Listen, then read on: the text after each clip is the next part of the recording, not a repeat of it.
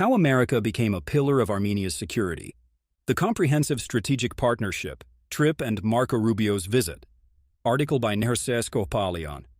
Published on June 2, 2026 on EVN Report. On May 26, U.S. Secretary of State Marco Rubio stopped in Armenia to sign 3 documents that culminated several years of negotiations, marking, from Washington's perspective, the consolidation of Armenia's western pivot. From Yerevan's perspective, the signing of the 3 documents reinforces the paradigmatic shift in its security thinking, as deepening ties with the United States has become one of the main pillars of the country's growing security architecture. The general discourse on the signing of the TRIPP Framework Agreement, Charter on Comprehensive Strategic Partnership, and the Framework on Mining and Critical Minerals have revolved around the economic, technological, and commercial interconnectivity components of the agreements. But at the deeper doctrinal level, it is the security component that is defining thinking at the policymaking level within official Yerevan. In this context, this article addresses the security configurations of the agreements signed during Secretary Rubio's visit, qualified through 3 analytical frameworks. 1. The TRIPP Framework Agreement consolidating the operationalization of the TRIPP project, an endeavor that was designed, from the outset, as a fundamental part to Armenia's layered soft deterrence model. 2.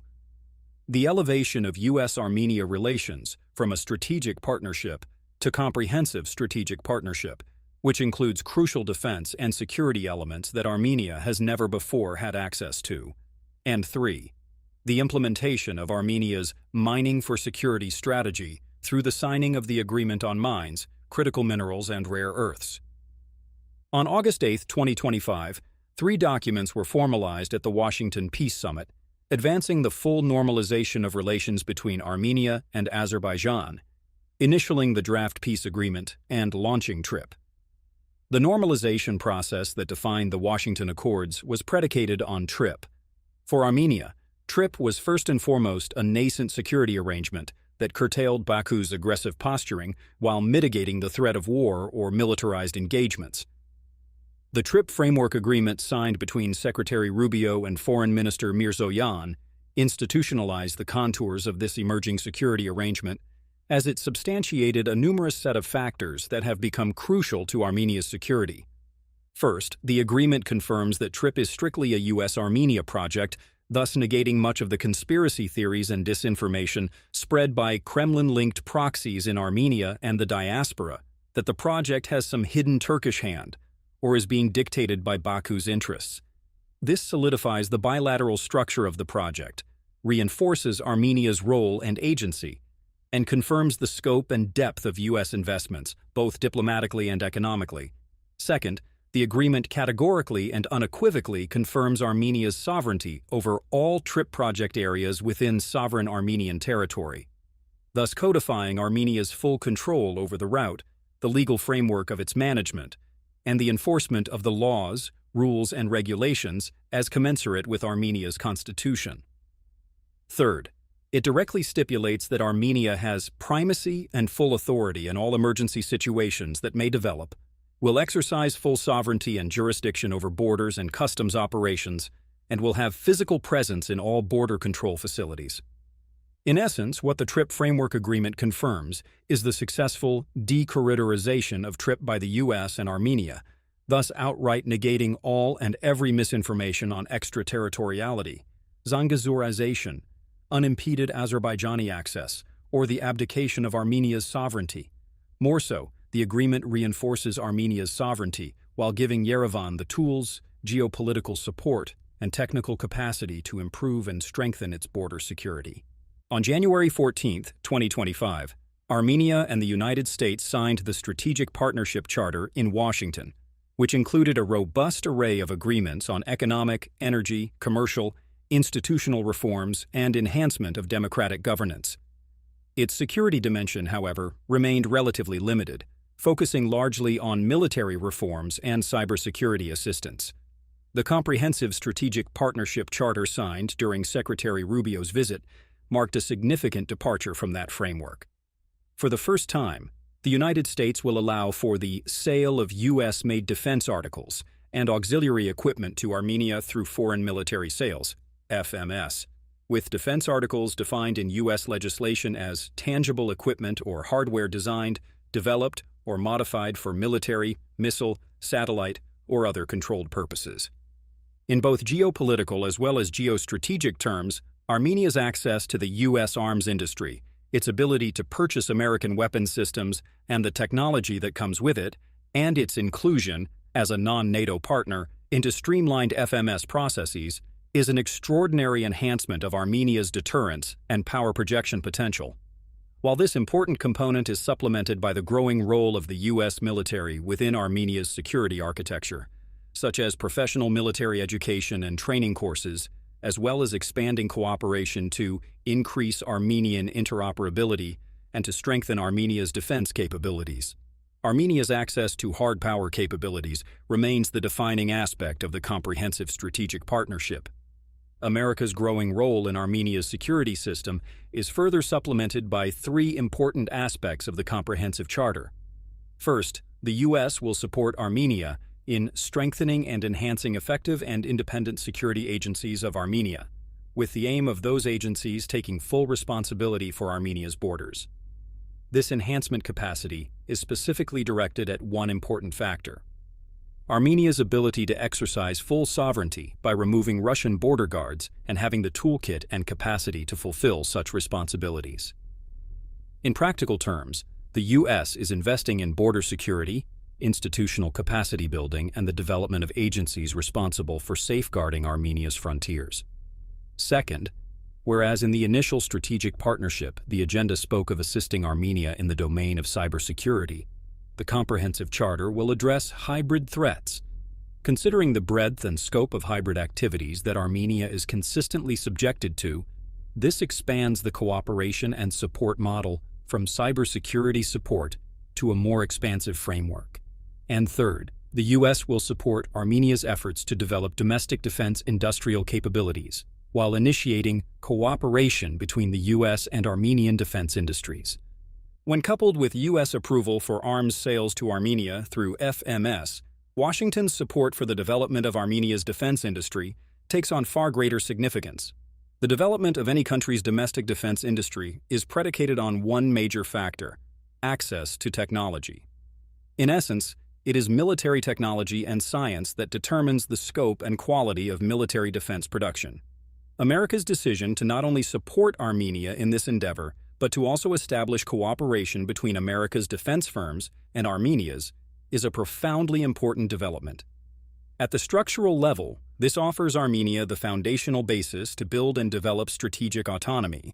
And finally, the comprehensive charter includes a section that is just as crucial, yet may escape the eye of most observers.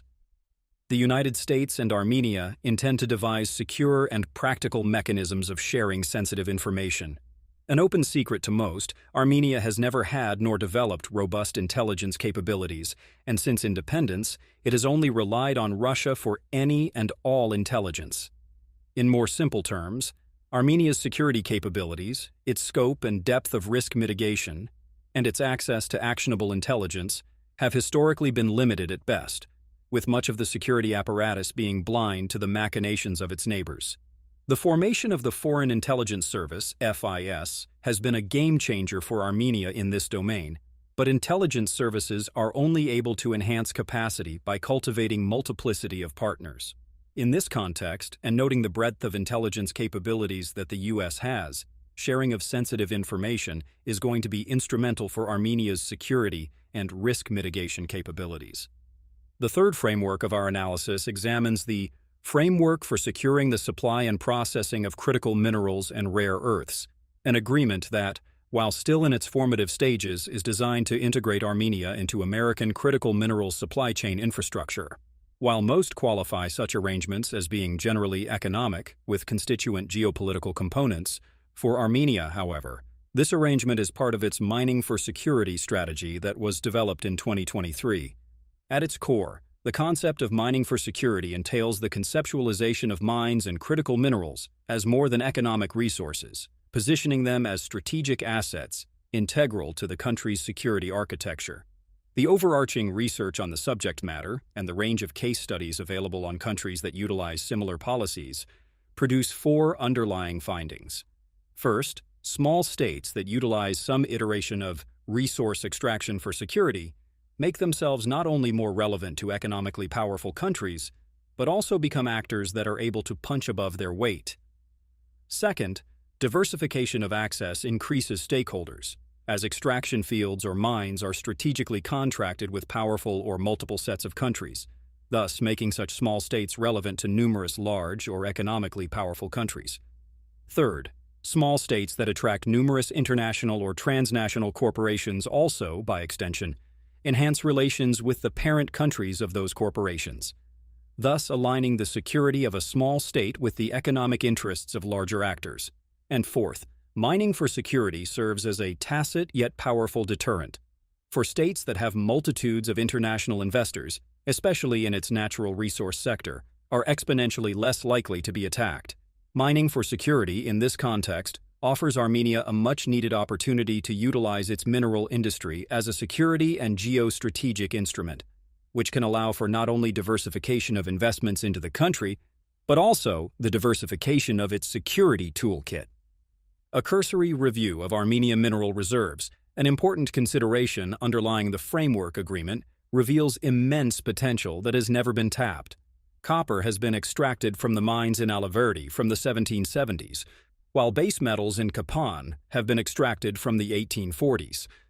The Sot gold mine has been operating since the 1970s, while the copper-molybdenum mine at Kajuran has been operational since the 1950s.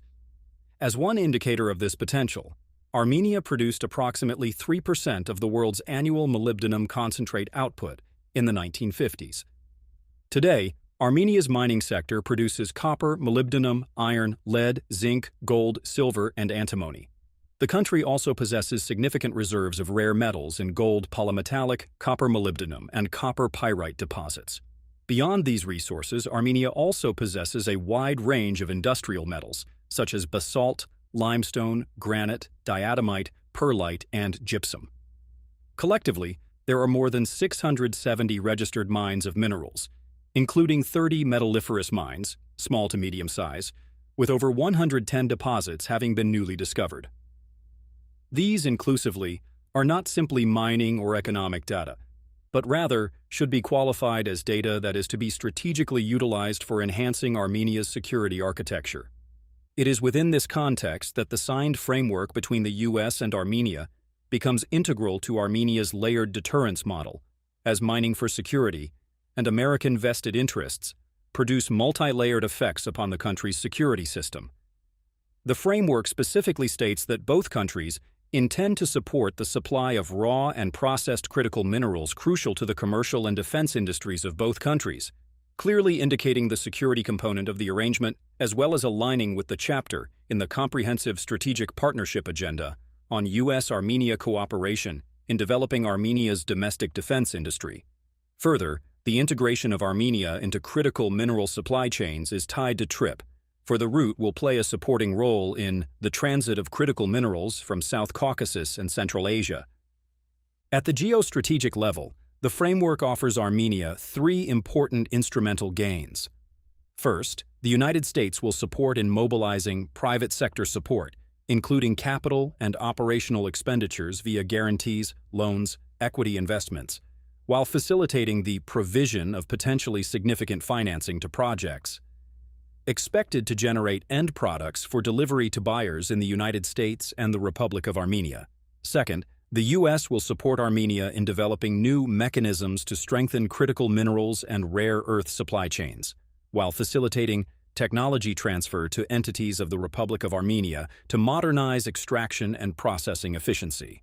And third, the U.S., with the advanced capabilities that its geological surveying technology has, will support Armenia in mapping its mineral resources while offering broad assistance in capacity building, such as data collection, training, and advanced geological assessment techniques.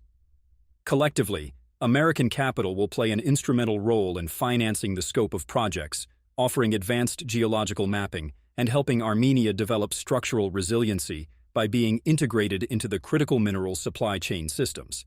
At the same time, the U.S. will offer Armenia advanced technology and know-how in allowing the country to modernize and advance its mining industry. an extraordinarily important development, considering the underdeveloped, overexploited, and generally horrid conditions of Armenia's mining sector under the dominance of Russian proxy companies. The framework offers Armenia a new toolkit in addressing the waste, environmental harm, and supply chain exclusion that its industry has been subjected to at the hands of Russian companies.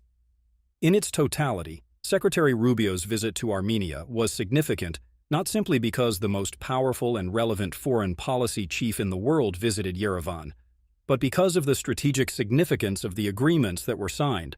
Armenia remains the only country in the region that has elevated its relationship with the U.S. to the comprehensive partnership level, while also being the first state to sign both a critical minerals deal as well as develop the framework of being integrated in the U.S. supply chains, from technology to AI to critical minerals.